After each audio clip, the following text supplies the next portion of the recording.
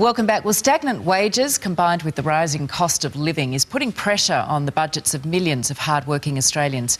But there are some simple ways to boost your pay packet and your leave benefits. And here to explain is CEO of the Australian Payroll Association, Tracy Angwin. Tracy, good morning to you. Good morning. Let's first talk about the fact that a lot of people would love a long weekend, ideally every week. Great, would be great, wouldn't it? Yeah. How do we angle for that? Well, there is flexibility arrangements for workers, so and they've been around for some time, but just recently there has been some changes which allow for employees to ask employers for flexibility, and the employers actually have to have a pretty good reason why they can't give that flexibility.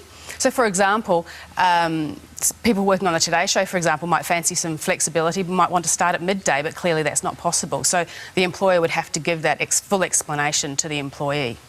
But sorry, can you just explain that a bit further? How does someone out there go to their boss and say, I would like a long weekend every week? Well, they would just say, rather than work my 38 hours over a 5-day week, I'd like to do that over a 4-day week, please. Okay. And that may or may not be able to happen. And you're saying the employer has to prove...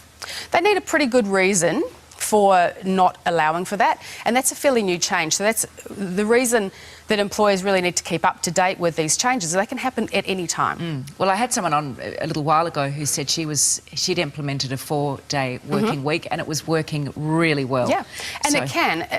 Where it becomes difficult is if you've got client-facing responsibilities. Of course.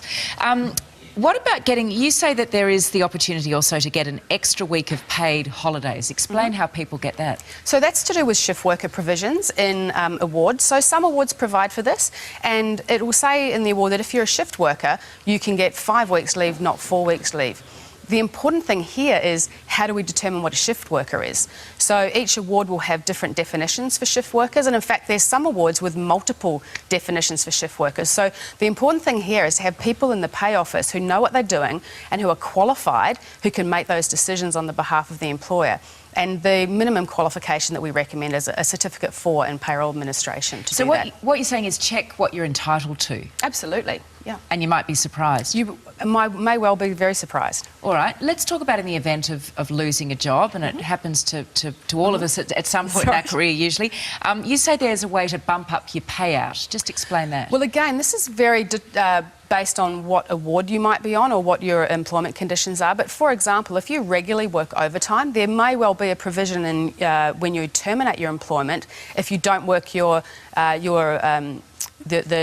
period where you resign until you get paid, if you regularly work overtime, you may well be paid overtime in your termination pay. And it really also depends on the reason for your termination. So in a redundancy situation, which are relatively common, there's tax-free provisions.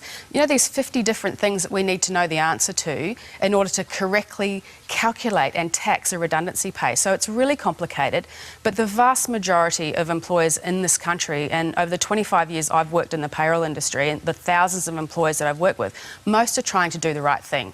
So just go and talk to your payroll manager if you think you're not getting the right entitlements, and they're very approachable and be more than happy to help out employees to give them comfort that they are being paid correctly. That's good advice. So perhaps go straight to the payroll officer as opposed to speaking to your immediate boss. My word, absolutely. Where it might not be well received. That's right. All right, Tracy, good information. Thank you very much. It's a pleasure.